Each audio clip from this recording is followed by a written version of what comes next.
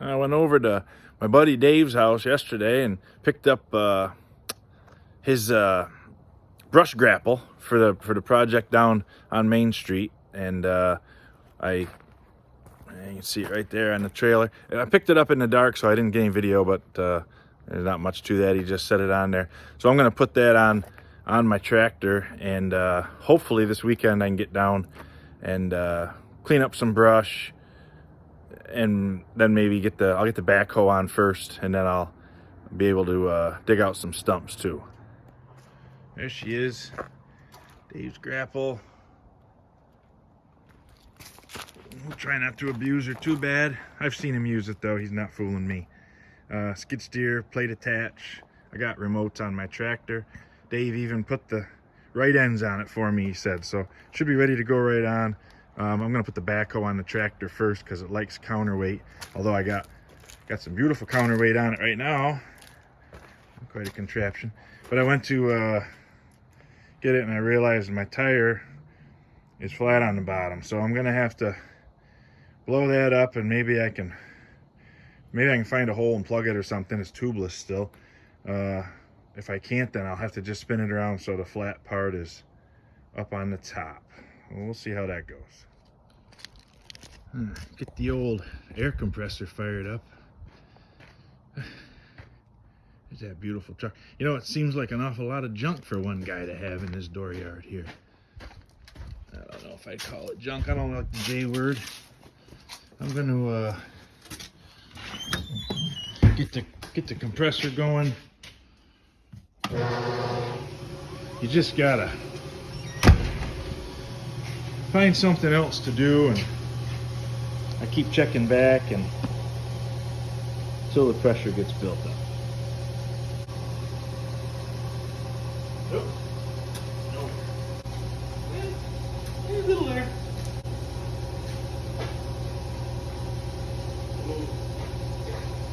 We're making air now.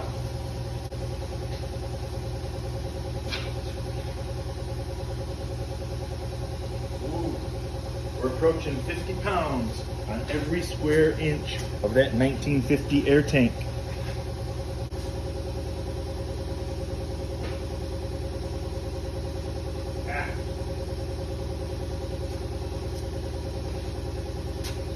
That'll do it.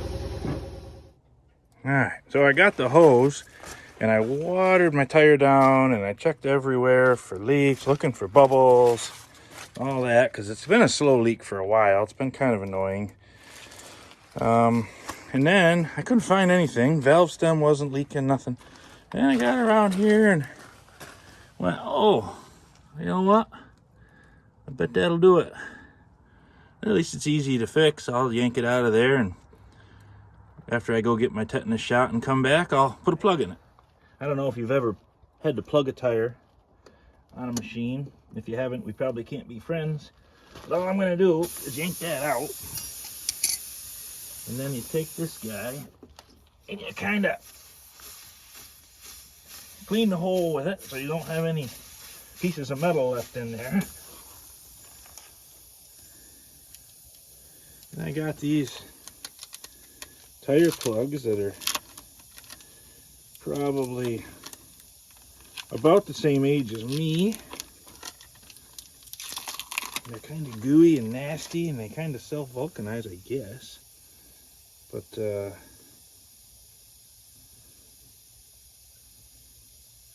if we can get this through here, oh dear, that seems like a physical impossibility.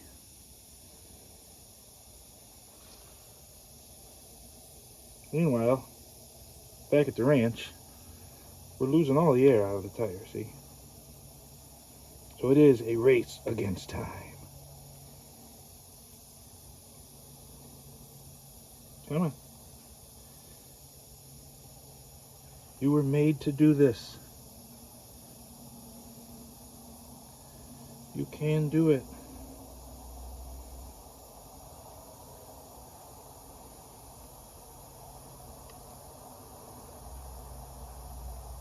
There she comes. This is when we start to win right there, see? Then make sure I know where the hole is, what direction she goes. See? Go there. Then we just ram this in.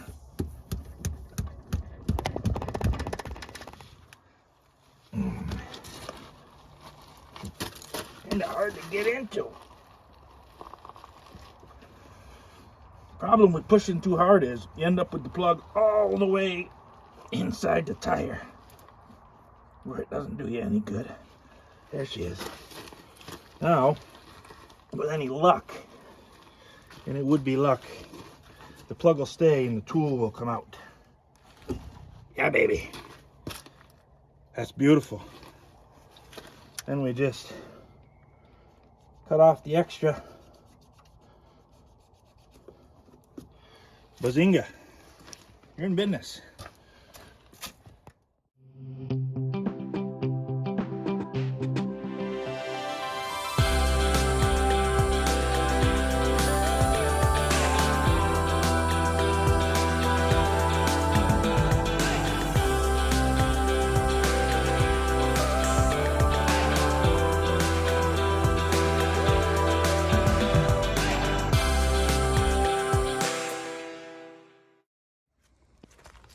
All right, got her on there.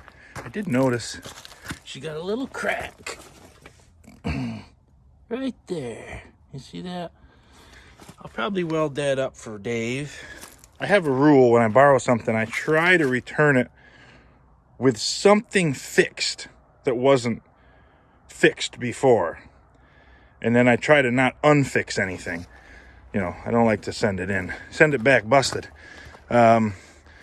I don't know if you could tell in the video, but I knocked my trailer off the block. That's cute. And you see I took the time to roll up my ratchet straps. I got to go to do a project in the big city tomorrow afternoon in Hudson Falls, and I didn't want to have my straps blowing all about. So I got her all tidy. I'm going to have to pick it back up with the forks and set it on the blocks, but and we'll be good to go.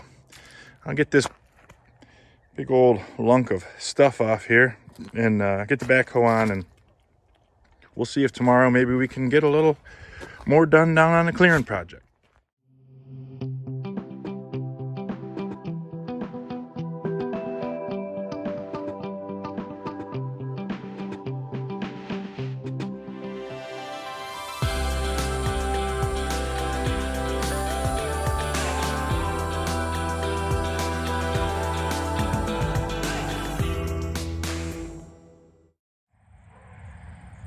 Okay, we're back out here to the clearing project by the old apartment building, and I've decided what I'm gonna do is try to burn that brush, because that's the best way to just be rid of it.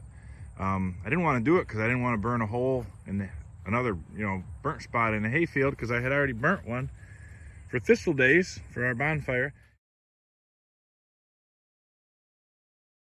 And then I realized how stupid that was, because why don't I just bring the brush, right in here and burn it?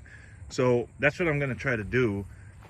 I'm not sure it's going to burn. The one saving grace for me is going to be that when I cut all that, it had live leaves. So when they dry up, it really sucks a lot of water out of the wood. So it's probably sort of dryish. And I brought some dry wood and kindling and such from home, and a tank full of liquid fire. And I thought it's worth a try. If I can get enough heat going here to get the brush going, then it'll be best. I can just feed it with the tractor and get rid of it, and in the meantime, while it's burning, I can dig out some stumps. So we're gonna try that. If it won't work, then I'm gonna have to truck the brush all the way over there past the pulling track and dump it over the bank. So hopefully, for my tractor's sake, I can get this working, and I can just burn it all right here.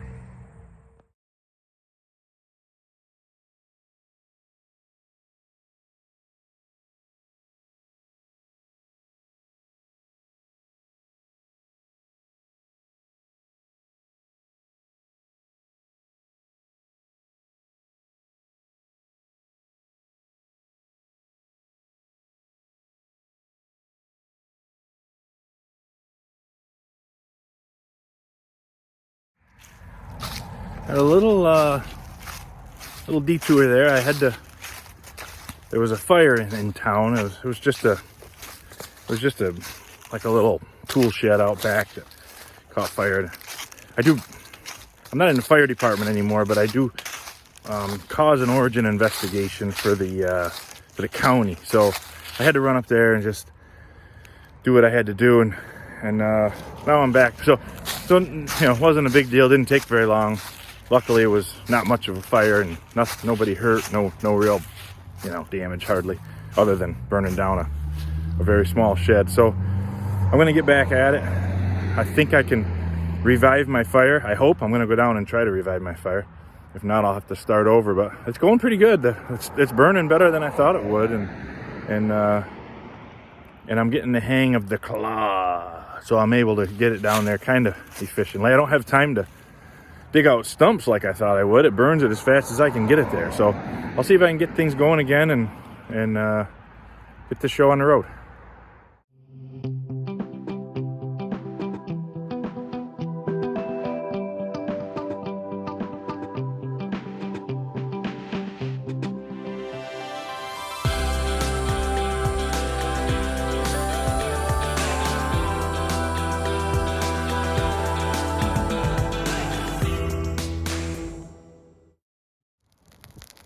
It's crazy. That's the pile of ashes. It's been here all night, and I just poked it with a stick, and that thing is just pouring out heat still. A fella could cook a hog on there. I threw those sticks on and instantly had fire again. That's wild. I can't let a good fire go to waste. This is why a fella should always carry marshmallows, graham crackers, and chocolate in his truck at all times. It's always easy to find a piece of tree. Everything else you should have in the cab. They call them toasted marshmallows for a reason. We don't burn them, we toast them. Oh yes. Very nice. There's serious heat coming off this pile of coals. BTUs in the thousands. Oh dear. Oh yeah. See that? Toasted, not burned. Not an animal. Just because I leave my chocolate on the ground, I'm not an animal.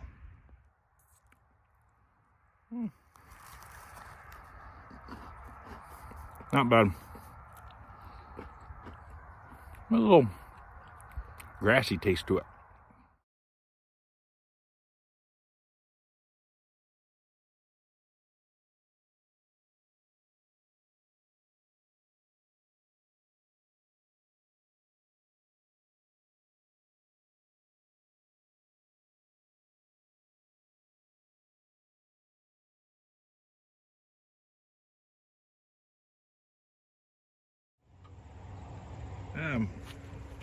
Just finishing up the stumps here. It hasn't gone very well. Pretty rough on my little backhoe. I broke a couple hydraulic hoses and I lost a few teeth off my bucket, and it really took forever. It was rather frustrating, but we got it done. There's a couple stumps there still that I'm not going to remove. They're right on the property line and I can mow right up to them, so we're going to call it good enough. We got everything we needed to. Cleared out a little brush up there on top of the hill too, and it's looking pretty good. But I don't know why my 1-tons don't last longer. It's not like I overload them.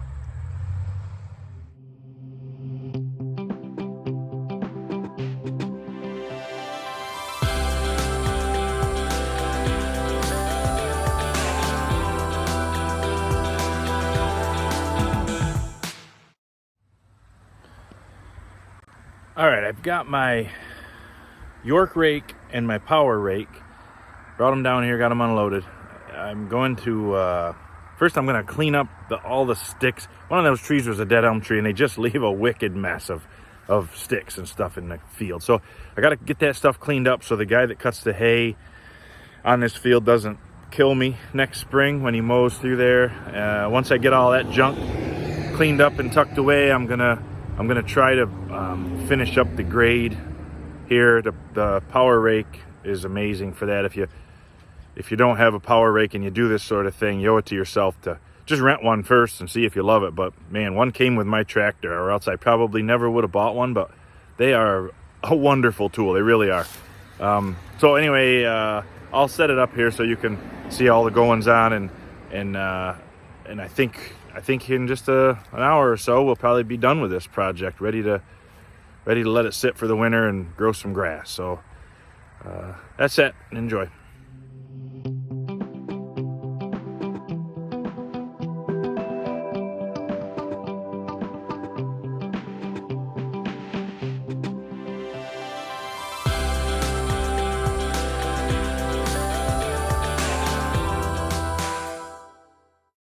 It's all done now, right from the state road all the way down to the corner there. Is smoothed up and picked all the junk and a lot of glass and stuff in there. I gotta get my tractor home before I have a flat tire all this far from my compressor, because I have a feeling I will have a flat tire.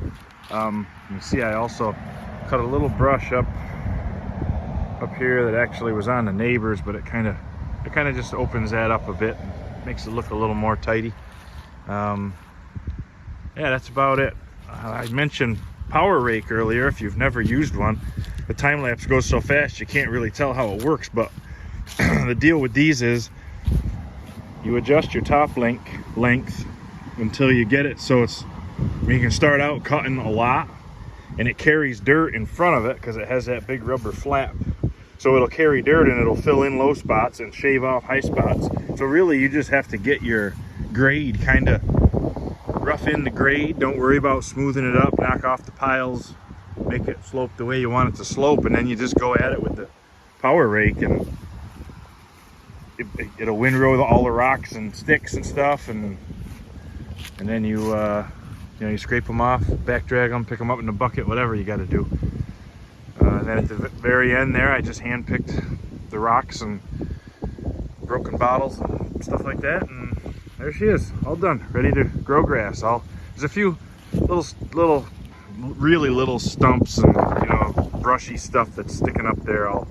In the spring, once it gets a good growth of green stuff, weeds of some sort on it, then I'll probably take my semi-finished mower and go over there to grind up all them little things before we mow it with the actual lawnmower. But then it should be good to go after that.